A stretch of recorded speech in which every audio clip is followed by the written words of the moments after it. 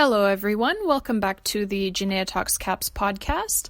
I hope everyone's enjoying their summer so far, distracting ourselves from a long Capitals offseason and the hockey withdrawals that result from it by knocking back countless alcohol-filled summer beverages, lounging on patios, floating on lakes or rivers or whichever bodies of water you may have near you, getting your tan on, and of course thinking about which moves our favorite hockey team may or may not make this offseason. Now, here's the most key piece of information from this particular podcast episode. My favorite summer beverages, in case anyone's wondering, the frosés from Cactus Club, any and all forms of pina coladas, twisted teas.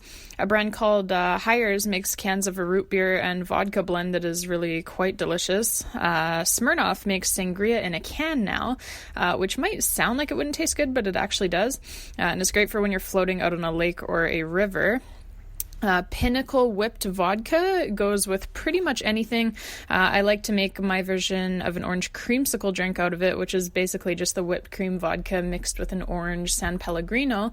And for those times when you're watching your figure and perhaps you don't want the 10,000 metric tons of sugar that I just listed, I've discovered a zero carbohydrate alcoholic iced tea beverage that actually tastes pretty damn good, considering that it's got no sugar in it. And that's the spiked iced teas from a brand called Socialite. They come in peach and lemon flavors. Although I have to warn you, they're always sold out and are very hard to find. I had to try like 50 different liquor stores the other night in order to get my hands on some, and ended up just buying the store's entire supply from them once I finally found a store that had them.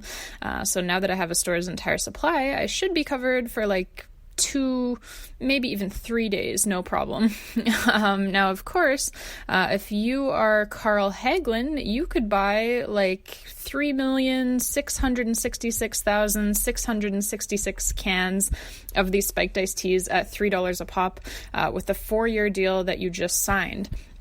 Yes, Carl Hagelin is staying in Washington as the Capitals have re-signed him to a new 4-year, $11 million contract, which works out to an annual cap hit of just $2.75 million. This is a great deal for the Caps, not only because Hagelin is a very good player who does a lot of things very well, but also because his cap hit is a lot less than what some pundits had predicted that it would be. Certainly, he would have gotten more on the open market, but he wants to stay with the Caps. He cited his belief in the Capitals' ability to win another championship as one of his main reasons for staying put, and for accepting what's really a lower than market value cap hit. Obviously, re-signing Hagelin is a key component to the Capitals maintaining their forward depth, particularly the bottom six, and it's also a huge key for the Capitals' penalty kill, as Hagelin is one of the best penalty killers in the entire NHL. He was instantly the best penalty killer on the Caps when he got traded there at the trade deadline last season.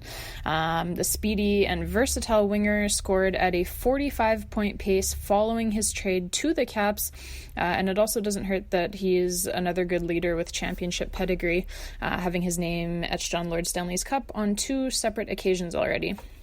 He's hoping for a third, of course, which is why he chose to leave money on the table to re-sign with the Caps.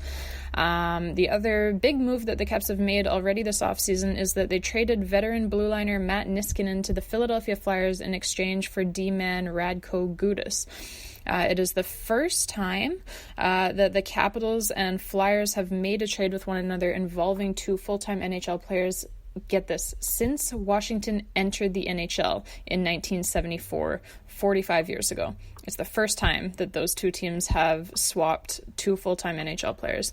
It was a straight-up swap of defensemen, no draft picks or prospects involved, with the only condition of the deal being that Philadelphia retains 30% of Gudas's salary and cap hit.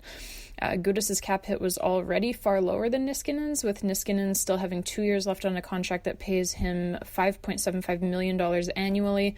Gudas' cap hit is $3.35 million and $2.345 million now that Philadelphia is retaining 30%.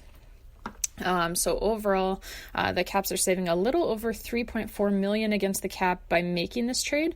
That helps not only this year, but it will also help immensely next year when both Nicklas Backstrom and Braden Holtby need new contracts. Gudas' contract will come off the books after this season, whereas the Caps would have been stuck with Niskanen for an additional year. The Caps, I would most certainly argue, and I will prove it with numbers, as I always do, they are also making off with the better player in this deal. For starters, Gudas is 3 years younger than Niskanen. The reason why Niskanen's contract and cap hit was becoming such a problem was because his play on the ice has abruptly fallen off of a cliff after he turned 32. I love the guy, but Niskanen was horrible last season. $5.75 million cap hit suggests that a guy should be playing top pairing or at least top 4 minutes. And Niskanen all season long looked more like somebody you didn't want to let out onto the ice, assuming you didn't want to be scored against immediately. As well, for all of the talk about Niskanen being an offensive D-man and Gudas being a defensive defenseman, there was only a 5-point difference offensively between the two of them last season. Niskanen, he put up 25 points and was a -3 in 80 games, while Gudas put up 20 points and was a +6 in 77 games on a much weaker Flyers team. The underlying numbers and advanced statistics as well are also a lot kinder to Gudas than they are to Niskanen. The numbers say that Gudas is extremely effective at suppressing opposition shots. Opposition teams don't get many high danger chances at all when he is on the ice. And he was also the only defender for the Flyers last season who had positive puck possession numbers.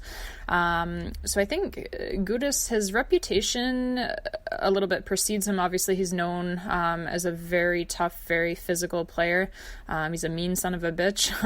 But I think if you are only looking at that side of him, you're missing out on a lot because, like I said, the advanced statistics, the underlying numbers for Gudas are very, very good. He's one of those rare defensive defensemen in the league nowadays who are actually good at suppressing opposition shots.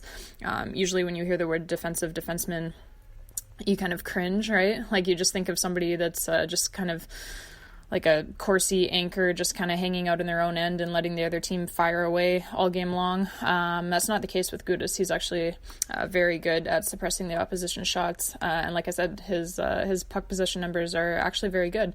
Again, the only defender for the Flyers last season who had positive puck possession numbers. And that team, as we all remember, was not very strong. So when you take all of that, the complete opposite is true for Matt Niskanen. Again, I hate to say that because I hate to be the one to point it out because I do really like the guy.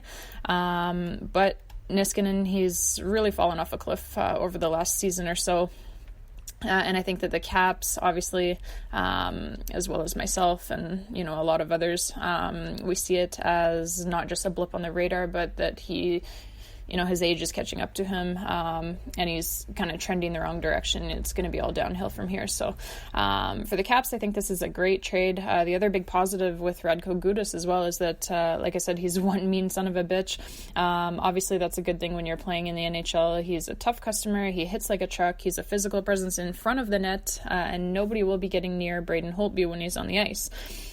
So overall, like I said, when you combine his underlying numbers, his advanced stats, and then all of those intangibles, you know, physical presence, things like that, intimidation factor, when you take all of those things together, I believe that the Caps are getting a very good player. And then, of course, the financial aspect of the trade as well really works out for the Caps. So overall, I really believe that the Caps stole the Flyers' lunch money in this trade, and it's exactly the type of under-the-radar, classic Brian McClellan move that has made the Caps consistent contenders, and culminating, of course, with them winning the Stanley Cup in 2018.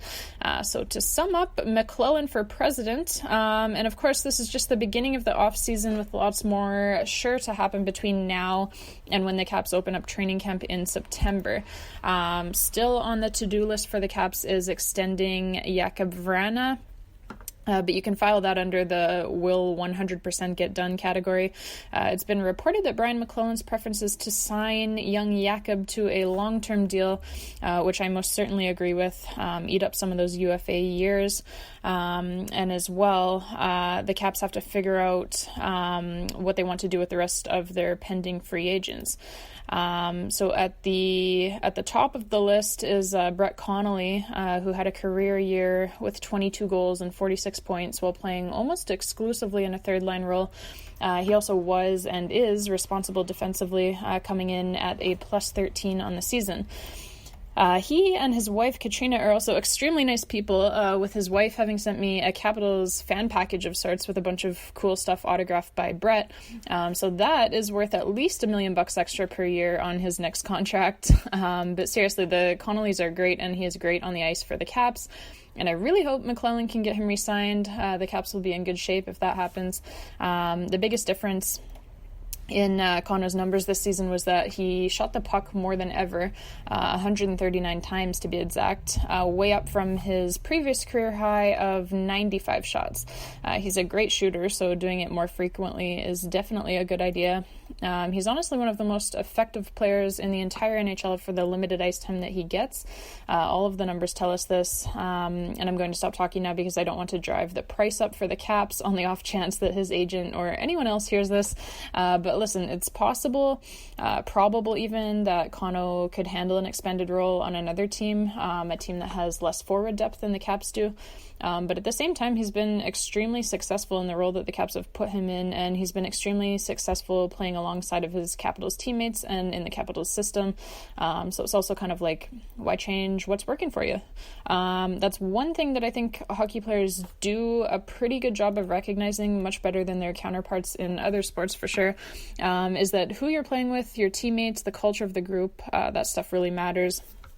Team chemistry matters, and it has a direct effect a lot of the time on your success. That's why you see a lot of former first-round picks like Conno, who have a ton of potential, and after some years in the league playing for a few different teams, they're looking like they might not pan out, and so all of a sudden they get to the quote-unquote right team, and then all of a sudden, bingo, their potential is realized, and they're netting career highs and winning Stanley Cups. So hopefully Conno will want to stay with us as much as we want him to stay. Other free agents for the Caps this offseason include restricted free agents Andrei Burakovsky, Dmitry Yaskin, Chandler Stevenson, and Christian Djoos, as well as unrestricted free agents Devontae Smith-Pelly and Brooks Orpik. Looking at the RFAs, I would say the one guy other than Vrana, who's a surefire bet to be back in Capitals Red next season, is Christian Djoos. It's possible that any or all of the other guys would be back as well, but I think that's still up in the air a little bit. With Burakovsky, I do not think the Caps will issue him a qualifying offer, as a QO in this case would have to be at a $3.25 million cap hit, which Burakovsky is simply not worth at this point. What I do think the Caps will do when they don't issue him a QO is that they will continue to negotiate with him as a now pending UFA and try to get him re-signed at a lower cap hit that way. I think Burakovsky knows that he hasn't lived up to his potential. I think he knows that he's not shown that he's worth $3.25 million per year at this point. He's a good kid. He knows he needs to be better, and he knows he needs to prove that he can be better on a consistent basis in order to earn the bigger bucks. So I think that's the route that the Caps will take with him, and I think they'll be banking on Burakovsky's affinity for the Caps helping them get him re-signed at a lower cap hit. For the record, I think it will work. Burakovsky has already said he doesn't want to go anywhere else.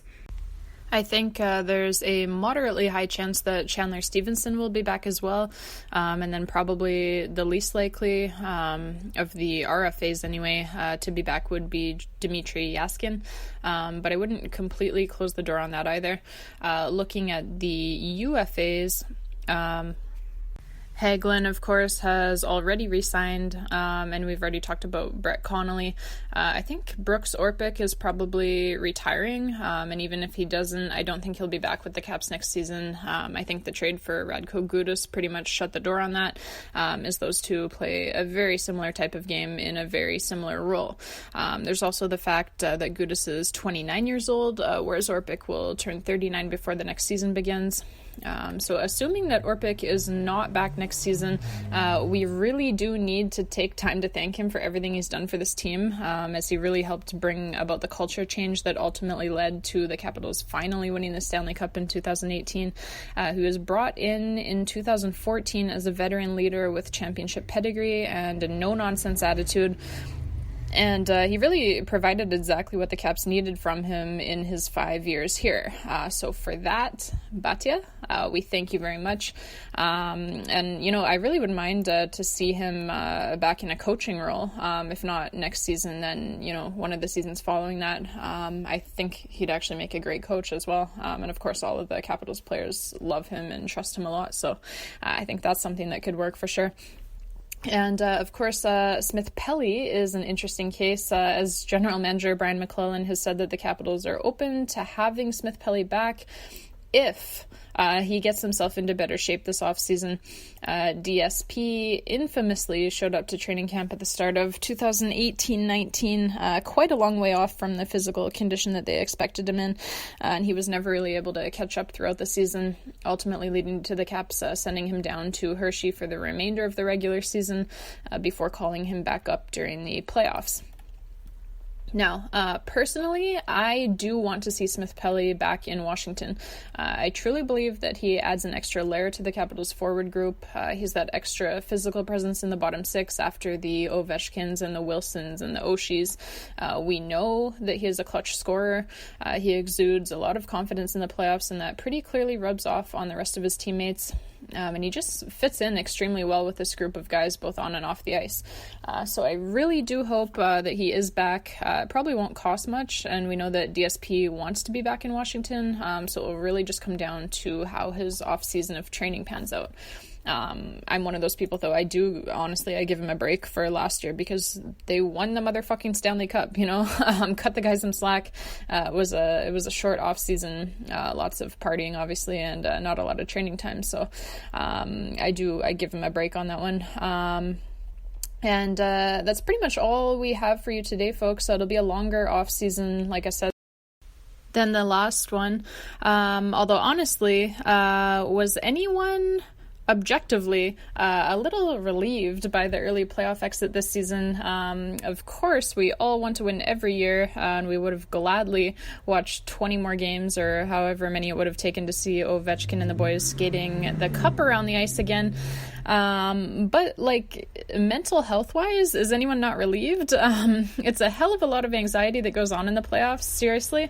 And we had one hell of a ride in 2018, coming back from being down in every single series, down 0-2 to Columbus going on the road, down again to the hated Penguins, losing 3 straight against Tampa Bay, and then needing to win 2 straight elimination games, down again against Vegas and playing game 2 on the road.